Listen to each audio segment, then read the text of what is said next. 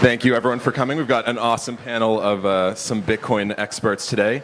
I'm going to leave almost this entire time for questions from the audience, because I'm sure all of you have great questions. But first, I'll let the panelists introduce themselves. Joseph, you want to start it off? Hi, I'm Joseph von Perling. I'm probably best known in the Bitcoin arena for the Bitcoin Species Project. I've worked on a whole bunch of projects through the years. I know a bunch of the people out here already, so I'll just move right on. I'm Jared Kenna. I founded TradeHill, which was the first U.S. Bitcoin exchange, basically the second Bitcoin exchange in the world that did any real volume. And then I also own 20 Mission, which is a hacker house in the Mission District. I'm Rebecca Ahn. I'm the producer, chief content officer of Money in Tech, which is a multimedia news platform that covers everything financial tech and digital currency. So you guys should check it out, moneyintech.com. And I'm also just a film producer in general. And before that, I worked at Google. Yay, Google. My name is John Dreisner. I do the West Coast operations for BitPay, the payment processor. And I just moved here about 2 months ago. Cool. So I'd like to start us off with a pretty simple question, which is, if I'm an average American citizen, so I've got maybe a credit card or 2 or 12 or whatever, a bank account that does online payments, how does Bitcoin help me? How do I actually see the effects of Bitcoin on my life? I'd say that probably most everybody in here is involved in Bitcoin because they know the answer to that. That being that we're ready for a bit of a change in our society as far as economics go. I, for one, am tired of sticking $1 in my wallet, and the next time I pull it out, it's worth less, has less purchasing power. So I see it as very much, I think this is a pretty open forum. So freely, I'll say this is my exit strategy from the U.S. economy.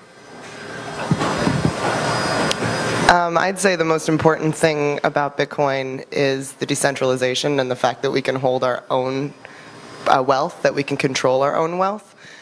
That, I think, is the most important factor, difference between somebody who just has bank accounts and credit cards and whatnot. They don't know what it's like to actually be able to control everything in their own house and not have a third party that they have to rely on for that. So, I mean, you guys probably already know that, but holding your own private keys and being able to control your own wealth and make your own decisions is pretty powerful.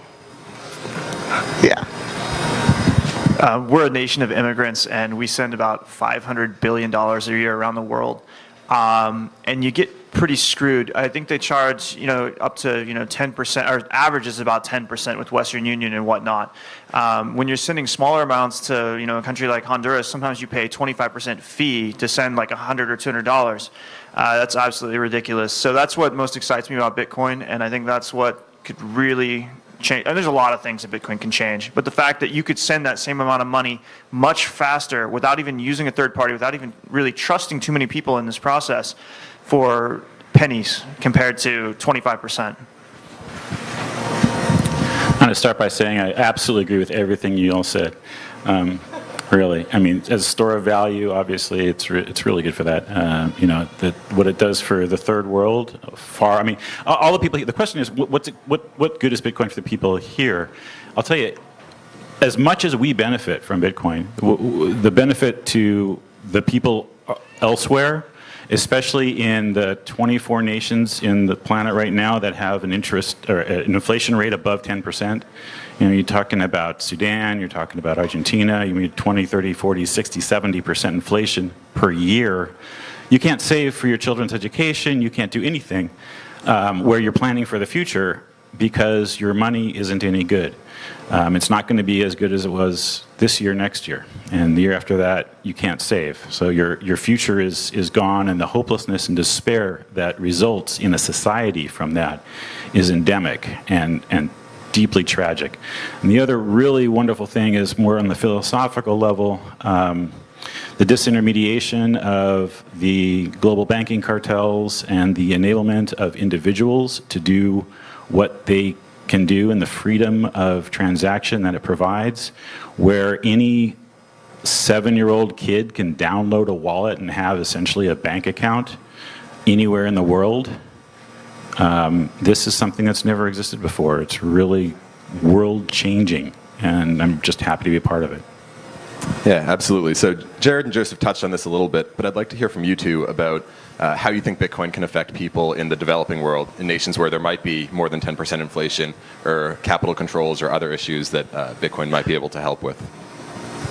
Well, yeah, being able to control their own wealth and take it out of the control of a corrupt third party or controlling body is incredibly powerful. And the ability to send money to each other and support each other without having to go through a third party is incredibly powerful. I love that right now the Ukrainian revolution is raising funds to support themselves with Bitcoin. And that's a perfect example of what this could be. Absolutely, I agree with all of it. One of the things, just to emphasize that there's a tribe in Africa that has a cell phone service enough so they can actually have wallets and transact in Bitcoin. And I saw a story somewhere, I think it was about 6 months ago, where somebody had actually done crowdfunding with Bitcoin, and was able to buy a shovel for his farm in this tribal area in Africa, using the community and even putting out the post to more developed worlds. I can so easily send money for somebody to have a family dinner on Thanksgiving or maybe a Chinese New Year holiday just over the seas and not have to pay anything extra. And it could happen immediately. I could have a sudden spur of philanthropic joy and just do it. And to expand on what Joseph said about anybody being able to have a bank account, essentially, 53% of the world is unbanked. So this gives them the power to have their own bank account that they own, that they control, which is really awesome. Yeah, it's hugely powerful. So switching gears a little bit, I would like to hear from each of you where you think Bitcoin or other cryptocurrencies will be along maybe a few different timelines. So a year, 5 years, 50 years. How will our world look different as a result of cryptocurrencies? I'll go first. I think for sure we're going to have digital currencies, cryptocurrencies. I mean, it's pretty inevitable. I mean, when you look at it's so lightweight and there's no friction on any of this, and it's so efficient to send it. I think it's pretty inevitable. Whether it'll be Bitcoin, Ripple, Litecoin, maybe Dogecoin, we can hope. It's the cutest cryptocurrency out there. I don't know which one it'll be, but it'll be something for sure. And I think people will look back and they'll go, wow, you used to pay people to move your money, or you used to pay a bank to hold your money for you and then charge you fees when you wanted to use your money. I think it's all going to go away. And I think, our children, unless you already have children, are going to look at this and they're just not even going to believe the way we used to transact checks, credit cards. I mean, you could sign a piece of paper and then with your bank account number on it and your signature and your address, it's like an identity theft starter kit, right? And you give it to someone and then they give it to their bank. It's just ridiculous. I think we're going to laugh at that stuff in the future. Okay. Yeah, I agree. This is the way of the future, and this is what there is going to be. I don't think there's going to be just one digital currency. I think several of them are going to take the lead and gain adoption, and I think they're all going to fill some sort of niche.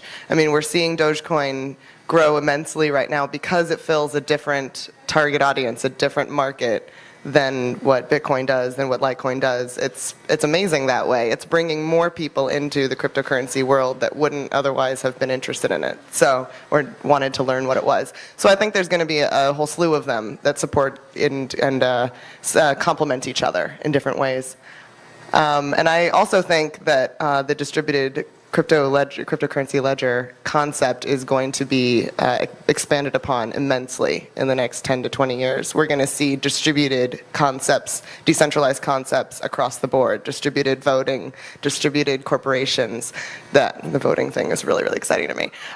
So I think this is the start of something huge for our entire global world, not just economy, but how we interact, not just exchange value, but how we interact as human beings.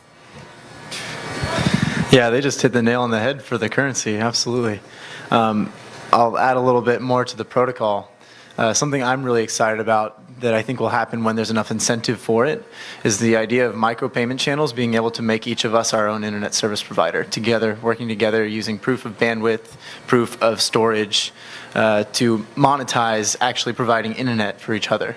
I saw there's actually a couple cool projects going on about it. Open Garden is one. You can tether your phones together using low energy Bluetooth and actually use one person could be on the internet and the rest of us could be connected to that one person or to somebody else that's connected to that one person and be accessing the internet. So imagine that on a large scale when instead of connecting to the internet, we're connecting to each of these people that is storing the data for us using the millions of servers we already have. These micropayment channels being able to send small, hugely small, or very, very small amounts of Bitcoin instantaneously to anybody providing is going to be a huge innovation, I think. You can hang on to it if you want. I think Joseph wants to talk. Oh, Joseph wants to talk. What's it going to be like in the future, right? I think we'll be happier.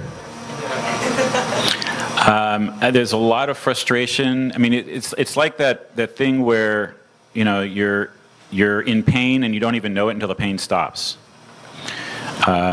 There's a lot of depression. There's a lot of people that don't feel empowered.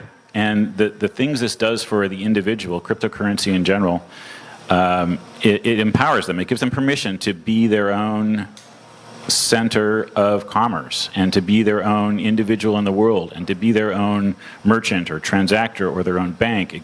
It gives individuals the power. And when you do that, you set minds free.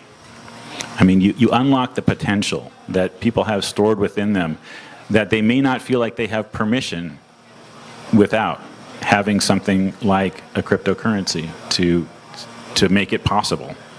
It's happened over and over throughout the centuries in the past. When a new mathematical form comes out, society changes. It happened when people figured out the mathematics for the catapult. All of a sudden, the castle walls weren't as important. It happened over and over and over again. It happens for Google, for example, based on a new mathematical form that was designed came out of the medical industry for the Human Genome Project. I mean, each time we get another type of mathematics, it changes society. It has tremendous power for enhancing human happiness, and I think that's really the biggest thing it can do. Cool. So I'll open it up for questions in just a minute. But Rebecca, I wanted you to mention a little bit more about decentralized corporations and explain a little bit about what that means.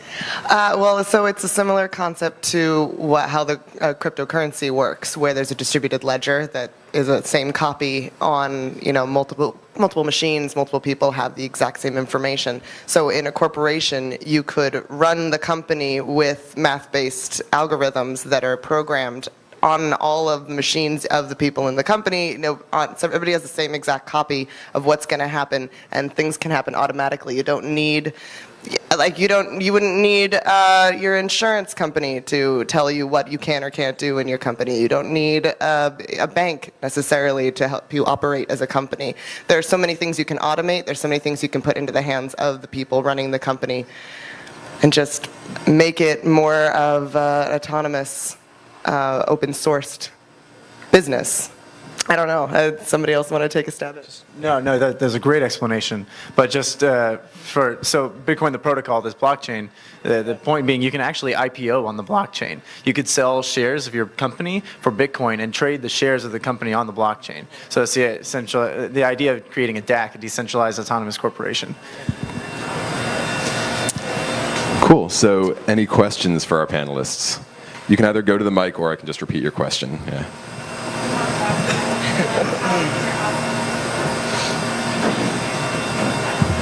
Hello.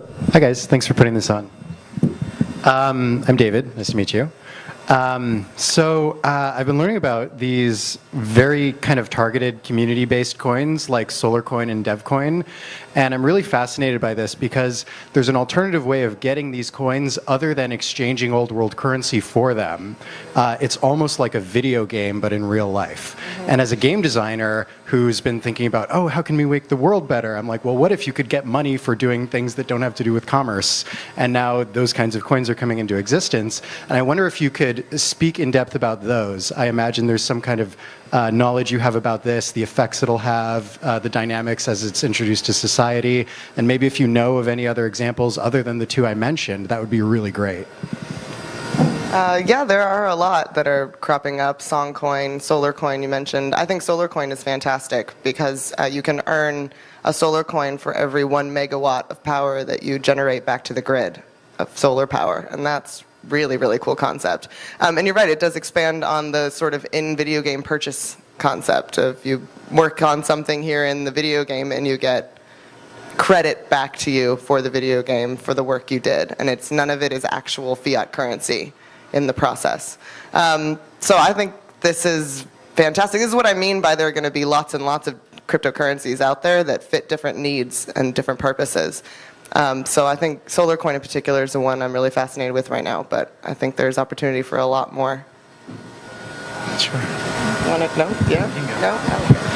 I think for technical reasons, I'm not a huge fan of like this massive diversification. I mean, if they change the proof of work or the verification system, it could work. But I think likely what we'll see is a technology like Ripple, either Ripple or a technology similar, where people create their own currencies on that network. What Ripple allows you to do is essentially create your own alternative currency on their network, and then you just kind of piggyback on top of it, and the fees are extremely low.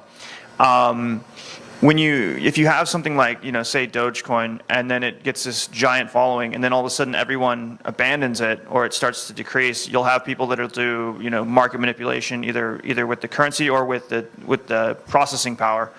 So it kind of concerns me to see all these little tiny currencies. I think what we'll see is a major cryptocurrency like Bitcoin or the way it's going, Dogecoin even, just because it gets the masses behind it. And then you'll see Ripple, with Ripple, I could create, Jared dollars that are, good at my hotel, and everybody here could use them. And if we're the only ones that use them, it's not a big deal. But if I do that with a cryptocurrency, and then like some guy wants to troll us and use 5 different GPUs to process it, he could just screw up my entire currency. So I think on really small scale community stuff, I think you're going to see one master cryptocurrency, be it Ripple or something, or Mastercoin or Ethereum, creating, like managing all those different currencies, if that makes sense. But I think that is the future. And then you'll probably see one other, like something like Bitcoin being used for large-scale settlement, or possibly XRP, if that makes sense. So, David, right? You're a game developer. We owe game developers a lot. A lot of the history in alternative currencies has come out of the game industry. Second Life, for example, with the Linden dollars. The World of Warcraft Gold is also in the same category as Bitcoin as far as FinCEN's concerned. They're both the same kind of virtual currency. And what these games have done is they've created these alternative worlds where you have an entire economic model. And you can see how it changes over time. The inflation in World of Warcraft Gold. I don't know if any of you have ever seen this, but maybe there's some people that play games out there. But the economic systems in Second Life, where you could do trading and exchange information for Second Life Linden dollars, a lot of these were predecessors to what is now a decentralized, these are both all centralized systems, into decentralized cryptocurrency using a blockchain and proof of work. So we owe a lot to the game industry for giving us some models to work from and to see what works and what doesn't. And it's great to see that the game industry is now also pulling back from, it's kind of a iterative cycling thing, and I think it's great. It's a really great cooperative and symbiotic relationship. Yes, in the back there. Yep.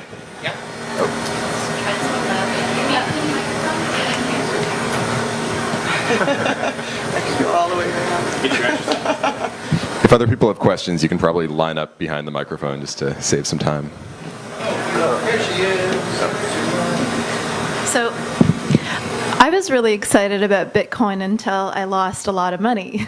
I think it's easy to wax poetic until that happens. And in my case, my trading platform closed overnight, took with it $1 million, and they have no accountability. Not all my money.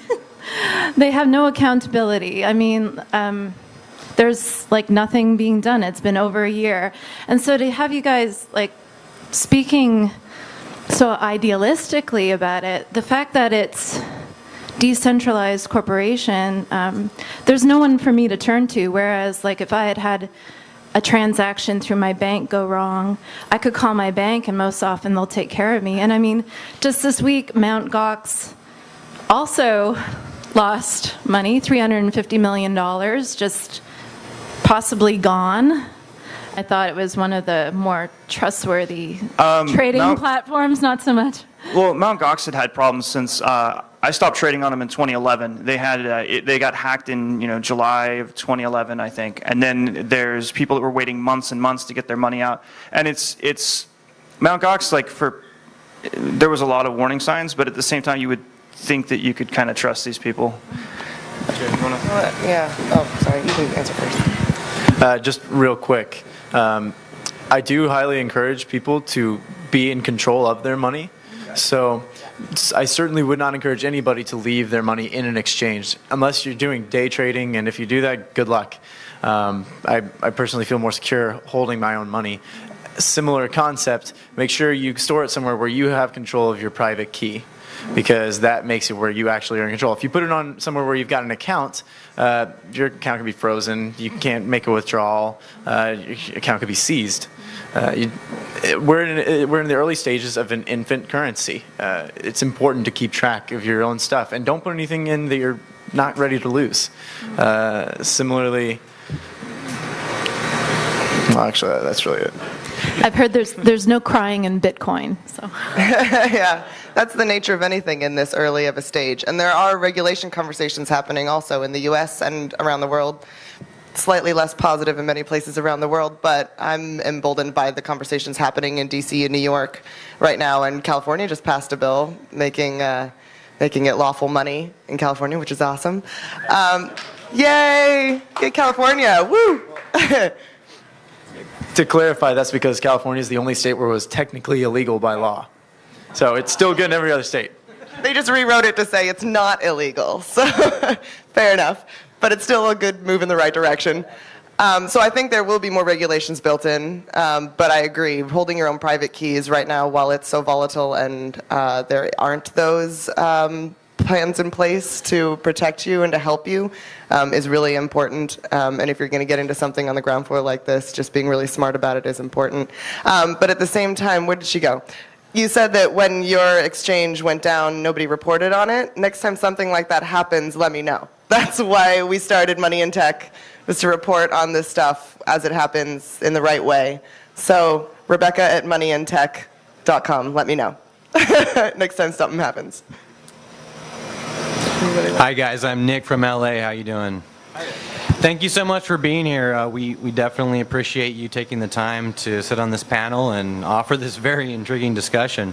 My question is on the SEC and their take on Bitcoin, and more specifically with equity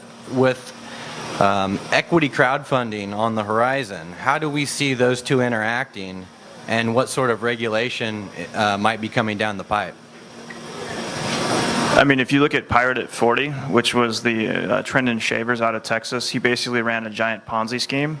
And the SEC's take on that was that if, and this is, I believe this is the same thinking from the CFTC, if you're doing things that are security-like or derivatives-like, they will act like you're using dollars for it. Bitcoin's not a free pass on anything like this. And like he's, I'm assuming, sitting in jail right now, and his case is going forward.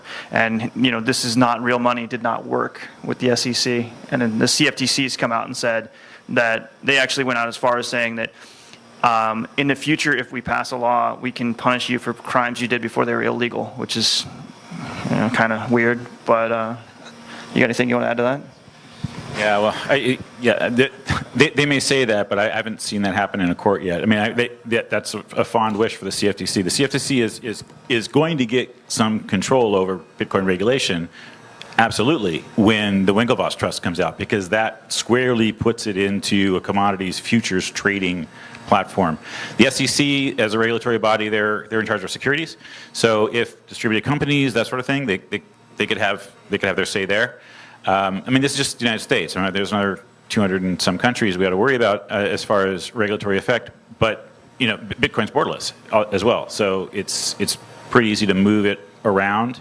There's obviously some strange controls over that and how that works legally.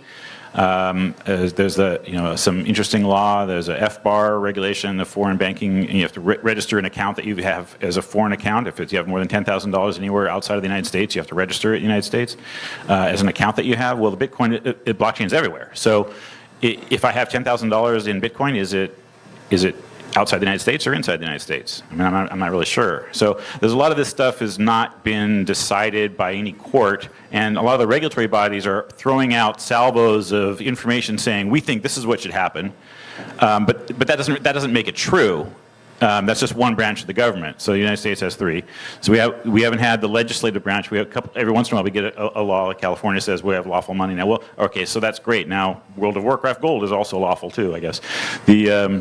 Every different branch has their say. So we haven't had the judges speak up about this, and Pirate 40 is still in the lower court, hasn't gone to appellate. It may not get out into appellate. It may not go to the Supreme. There's levels of places within the structure of the way government works where these things get decided, and none of it's been done yet.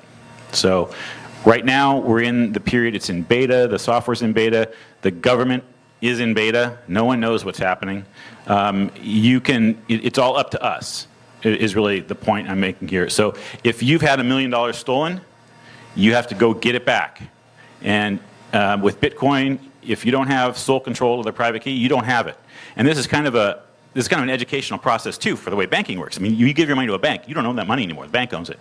The bank can lend it out. They can do whatever they want with it. It's not your money anymore. You don't have any money. You've given it to the bank. It's the bank's money.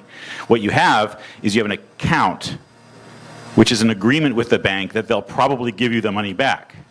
And when I say probably, I'm referring to things like Cyprus. I mean, Zimbabwe, the money is not worth anything. I mean, these things happen. And you get bail-ins, you get bailouts. The money is the way it is right now, people have just gotten used to it. It's like boiling a frog, right? It gets more and more bad over years and decades and generations. And finally, we're in this situation where the frog is pretty much cooked.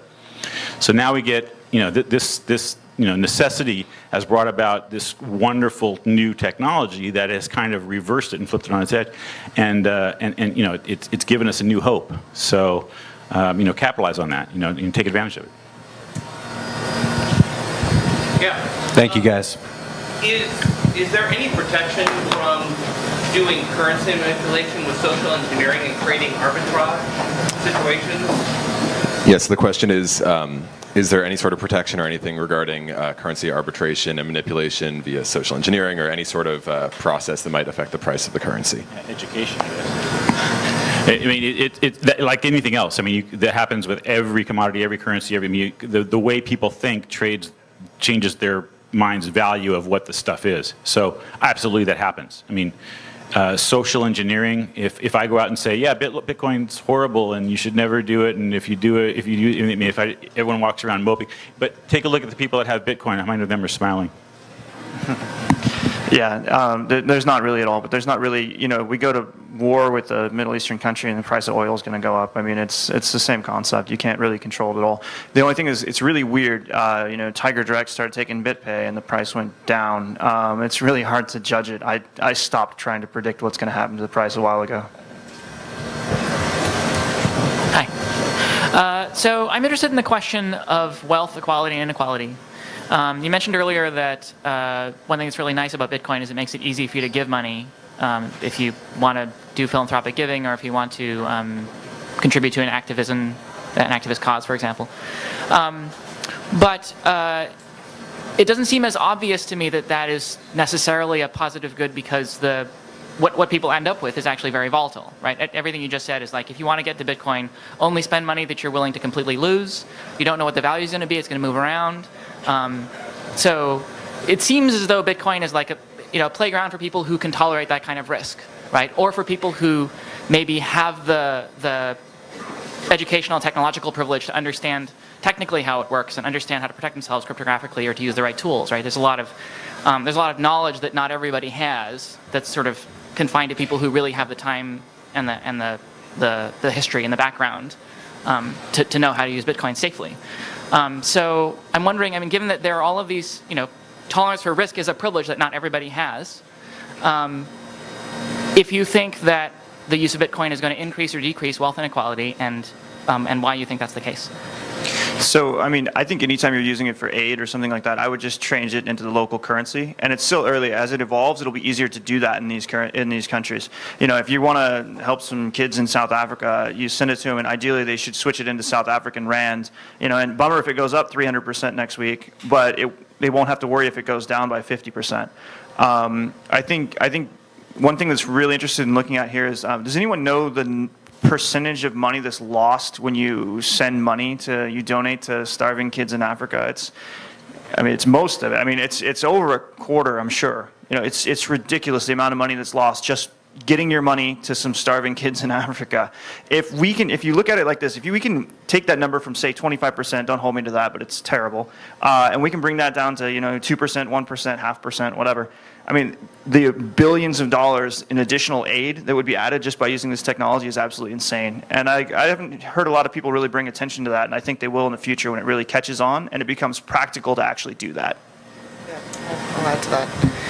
I think there's going to be a shift at some point when enough adoption happens around the world. But there is risk, but there are ways to mitigate that risk. Education mitigates risk, and if that's the great thing about Bitcoin and digital currency is they make it incredibly easy if you understand how it works to control it yourself, to take that risk into your own hands. So I think this is still an incredible opportunity for the developing world, for individuals in that country so long as there's the ability to translate it back into to exchange it back into their own local currency, to be able to earn money for themselves, to exchange money across the world, and then keep their own private keys, hold their own risk. So I think it's still a great opportunity right now. Just because it's very volatile and in the early stages doesn't mean you shouldn't experiment with it and give it a try and just make sure you're safe about it. And the more people who do that, the stronger the network will get, the more infrastructure we'll have in place, and the better it'll be. If I can. So actually, real quick, you and the lady earlier explaining really good reasons why we're not ready to go mainstream with this yet. We still have a lot of innovation to do, and it's a great idea and great currency, but there's still several things. So usability, accessibility, and security are really the main things you need to make this mainstream. So BitPay, payment processor, for instance, we can actually pay out in 12 different currencies in countries around the world. So if you needed to send money to Argentina and you could accept it as a business, and we do charities for free. No transaction fees, no monthly fee, nothing. You can actually accept Bitcoin as a donation and get paid out in the local currency.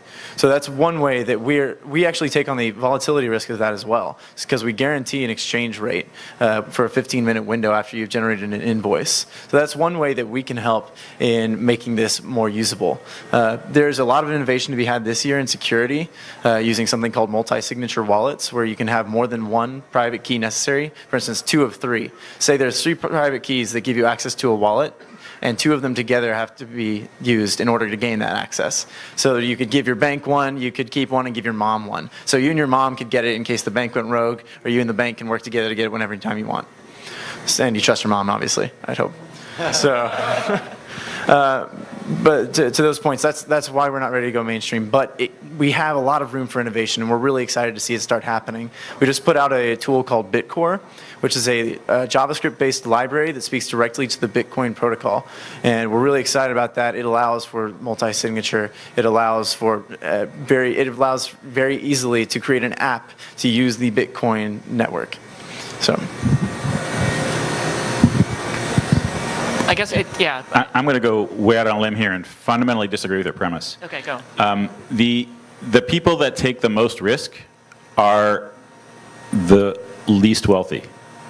The conservative investors, the people who take the least risk, those are the people that have all the money. If you compare the amount of risk that your average Wall Street investor takes as far as a percentage of what makes up their life with the woman who is walking 2 miles a day through war-torn area to bring water to her family, it's not even a close comparison. The people that are the poorest in the world are taking way more risk, and are very comfortable taking those risks. The people that are very wealthy are much less likely to do so. And you know, those of us that are in between, you know, we can manage the amount of risk we take, and the individual capability to determine how much risk you take is something you don't have when you're only dealing with institutions that are centralized that are deciding for you how much risk you're going to take, because they are the ones that are holding on to your money, not you. I'll just be quick. I mean, when each of you respond to this, I hear each of you speaking to a very limited segment of the audience. Sure. You know, when each of you talk about using the systems you're talking about, you're talking to people who understand what it means to have a multi-signature wallet. You're talking to people who have like play money that they can put and, you know, possibly lose. And I'm interested in, curious about, concerned about like the large-scale effects on society of a class of money that only people who are technically knowledgeable can use, or that only people who have a high risk tolerance can use, versus people who, you know, everyone understands how cash works, for example. One second. I want to carve out the risk tolerance beat, because you can play with the Bitcoin protocol with $1. I mean, it doesn't matter how much money you put in. You can use the protocol. You can do your innovation with whatever amount of money it is. It doesn't have to be a lot. Yeah, it's also going to just get easier and easier. You know, a couple years back, I paid a developer in the UK. I bought $2,000 worth of Bitcoin, sent it to him. He immediately sold it for pounds. It cost us like 2%. The whole process took a couple hours. The bank would have cost about 8% with currency exchange and taken 3 to 5 business days, in addition to a $40 fee. So it's only going to get easier. This is a huge business opportunity, which is good, because companies will jump on making it easy. They'll be happy to take a very small percent, which is still going to have more profit than the other methods, and they're going to make a lot of money. It's going to work out better for everybody. And like any new concept, it's going to be hard to wrap your brain around initially. So it seems really technically complicated, but I mean, hey, when the internet came out, a lot of people equate cryptocurrency and this new movement to when the internet first came out, and that was probably a mind fuck for people when it came out. What is this? How does that work? So education, learning about it, taking the time to figure out how it works for yourself is extremely empowering, and I think the most of the world has the ability to understand the basic concepts of how this stuff works. I think we have time for one more question. I think you already. How about you? Yeah, go for it. Okay. Each of you, do you think that by the time the technological innovation, regulatory, all this stuff has reached more or less the full maturity, that will basically just be the dollar, you know, with all of the encumbering bureaucracy, et cetera, et cetera? So the question was, by the time we reach full maturity of Bitcoin or cryptocurrencies, and there's regulation in place and all of that, do you guys think that it'll be basically the same as the dollar with the accompanying bureaucracy and everything that goes along with that? Absolutely not. I mean, it's decentralized. That's a core fact of the way this concept works. That means it's never going to be controlled by a central authority. I mean, as much as there are regulation conversations happening, they're pretty light, and everybody in those conversations, for the most part, the general consensus is that there's understanding that regulation should be relatively light, that we should be keeping this as decentralized and in the hands of individual people as possible. So I think as mass adoption happens and there are regulations in place and there are better security and better innovations, better infrastructure, it's still going to be in the hands of the individual. It's still going to be you can hold your own private keys. I don't think that's going to change. I absolutely agree. I don't really have much to add to that. It's great. I will say I actually get 100% of my pay in Bitcoin, if that's not a statement. Yeah, I think it's just such a technological innovation that it won't have a lot of the overhead that the dollar has.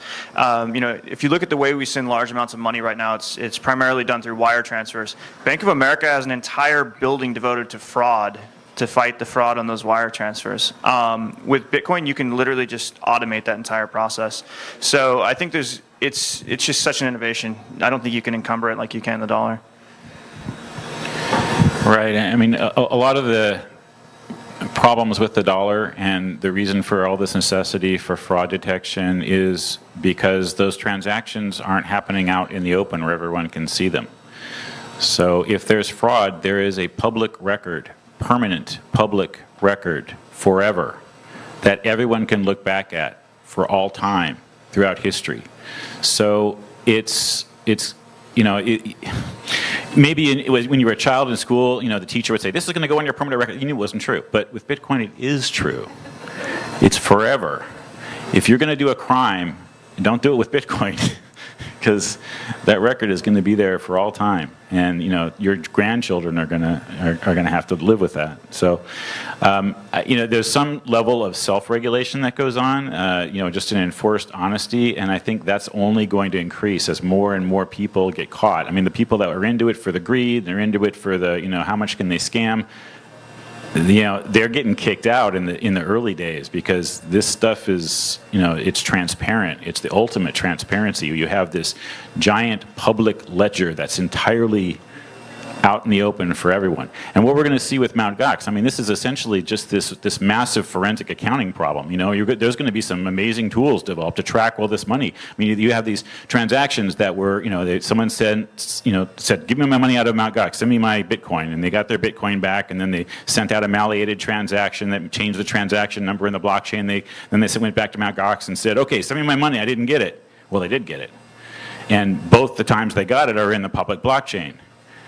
And unwinding that, because all of that data is in one big public database that has thousands and hundreds of thousands of copies around the world, is going to be a software problem. It's a data analysis problem, and it's going to be solved.